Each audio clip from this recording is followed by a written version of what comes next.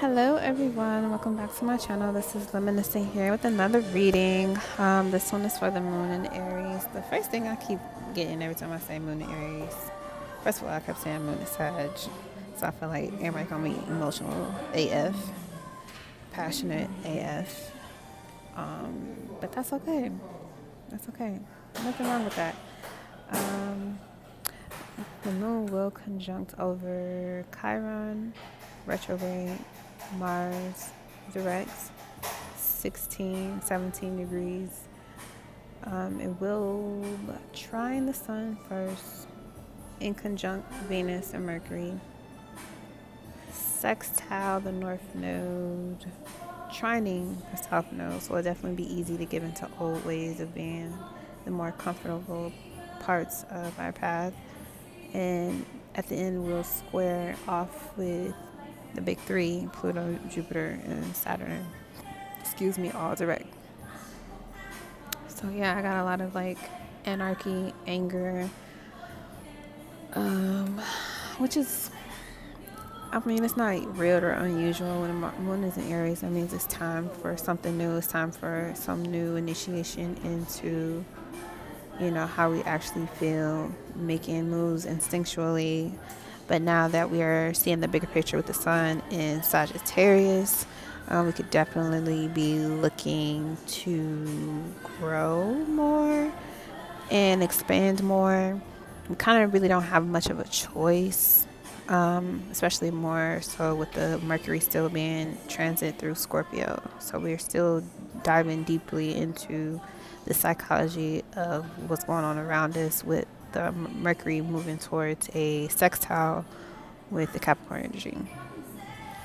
So not only are we diving deeper into our own in our immediate environment, psychological development, and how they process information, but we're also looking at how that information is being reflected on and back from authority figures, the government, certain stipulations, regulations, legalities that were put in place, and why, and how that counteracts with our instinctual need for expression of ourselves. So, getting into the number one position, the underlying situation here, we have the seventh house of partners. No coincidence that Keisha Cole is playing right now. This is a 31-4, so building energy, of course, but there's some type of abundance when we are listening to what our instincts are naturally telling us to do instead of falling for the Neptune here, the visions that were given to us. We don't want to see things the way someone always wants us to see them. We want to what's inside reflect on what's inside and take the message that is deeply there in our own psychosis or our own psychological understanding of how we attach to things emotionally. And the Princess of Swords is like the Page of Swords here in this deck. So we not only are we getting messages, you know, from divine, but we're also seeing the messages that the media or other elusive or illusionary movies, music, they can have definitely a big impact in how we relate to each other in the world right now. So be mindful of the type of music and movies that are being heavily promoted right now during this moon transit. I don't recommend really watching too much TV or news, but that will be stimulated a lot for people as well. On a personal level, since it's the seventh house, we might have some one-on-one issues coming up when it comes to what we choose to listen to and how we allow it to put a filter over our eyes. Even wolves being pulled over our eyes that are now being seen through many of us, that we might take as a small thing, but it actually might be something way bigger that we need to be paying attention to. So moving on to what we want to avoid, what type of energy we want to avoid. Again, 10th house, the world. We have a 7 here. There's definitely something that's being built here that has been expressed for a long time coming. And I really don't want to get involved in the politics But it definitely has a lot to do with what we're being told is being done, but things have actually been orchestrated to be this way for a reason, and to look outside of what that is. And yep, with the Seven of Cups. So yeah, there's definitely some type of illusions going on. This is Venus in Scorpio too, which Venus during this transit is in Scorpio, and it will in conjunct. So there will be some type of irritation or a need to, stretch a little bit. People can be in the world, could be stretching the truth a little bit. We also might find ourselves in situations where we might want to stretch or, linger on, or procrastinate rather is the better word I'm looking for. Kind of procrastinate on the things that we need to, choose what side of the fence we're going to be on, and choosing not to be with the way of the world, but choosing to understand, how the world feels without actually being attached or involved in it. Now, the third position is what we should be doing, and Saturn Truth number 6 here. So we definitely want to be more involved with the bottom line of what's being given and what's being receiving. Now, because Saturn is resonates with the 10th house, the world, in an astrological way, there's still two separate, points of view or perspectives.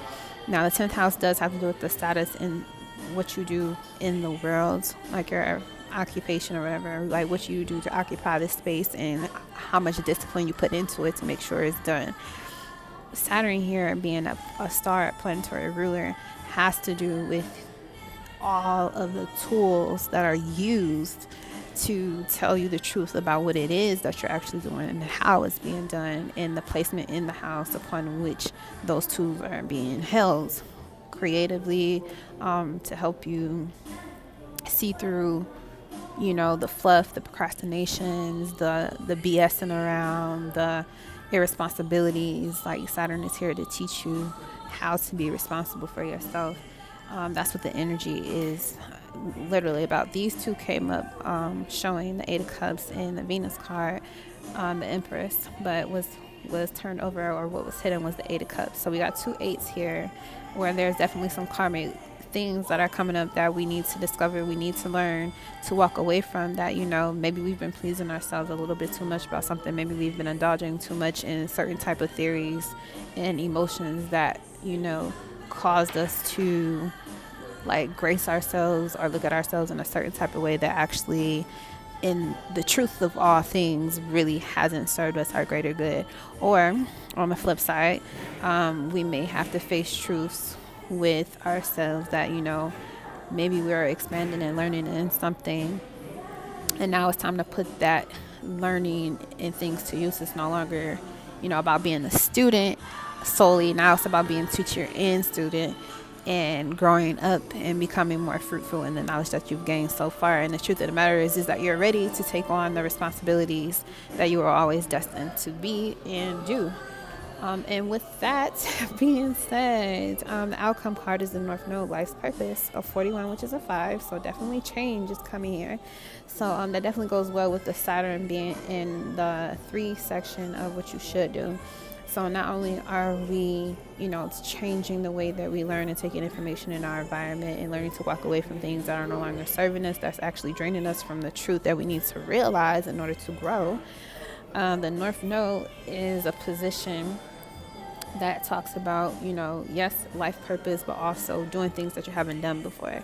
And the truth is, we all, as a, on a world stage, on a global level, energetically speaking, there are things that we have to do in this life that we haven't done before in order to fulfill our mission. And looking back at the past, in Scorpio card, 6 of Cups, there is some pleasure here in looking forward to building a new life or a new purpose that, this world may not be offering us the pleasure or the illusion that we want the world to be, but we got the chance to, work through what the world is going through now and pick up our torture stake and abandon all the other bullshit and fulfill your purpose. And fulfilling your purpose is always going to bring you pleasure. It's never going to be something that's going to take away from you. It's only supposed to bring you joy and fulfillment. And, you know, if something isn't bringing you that joy or fulfillment, you're getting drunk on somebody else's take on what your life should be, it's time to cut it out and face the facts that, you know, that was never the case for you.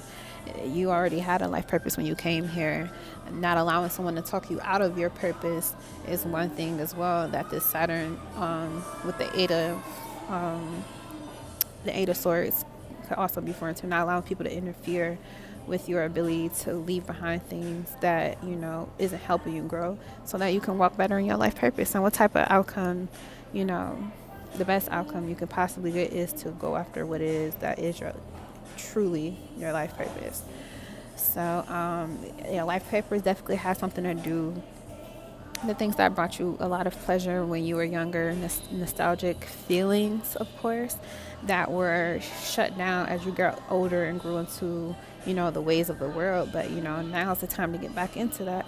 At the bottom, we have the 8th house, endings and beginnings, at the bottom here, which is also a 5. So there's definitely transformation taking place in the world that we need to be paying attention to, because it's going to be done on a personal, energetic level first.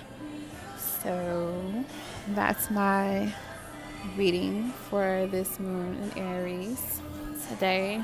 So if you do have any anger or resentment about feeling like you took the wrong side or you made the wrong choice, or even feeling that way about other people, we definitely want to learn to allow people to be themselves, truly allow them to be whatever their world is indicating for them to be, because we are separating, and it has nothing to do with social distancing. We are growing in our own truths, and it has nothing to do with the government's need to fate direct us into doing something.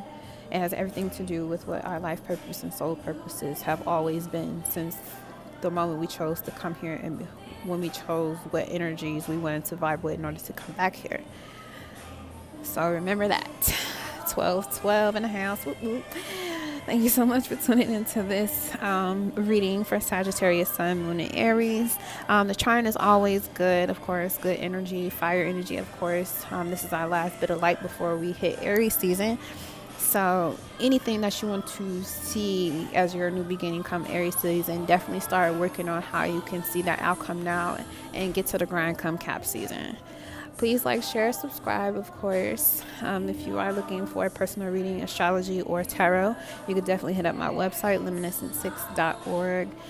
You can follow me on Instagram or Facebook at luminescent6. Thank you so much for tuning in, you guys. Peace.